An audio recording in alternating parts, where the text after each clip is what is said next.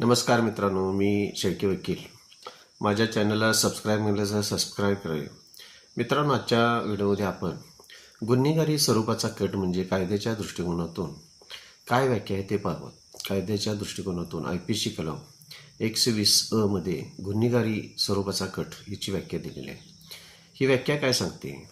ज्यावेळी दोन किंवा दोनापेक्षा जास्त व्यक्ती एकत्र येतात आणि एखादा बेकायदेशीर कृती करण्यासाठी किंवा बेकायदेशीर साधनांचा वापर करून बेकायदेशीर कृती करण्याचा प्रयत्न करत असतात आणि त्यांच्यामध्ये करार करतात आणि जे काय बेकायदेशीर कृती करणार आहेत तो सगळ्यांचा उद्देश एकच असतो.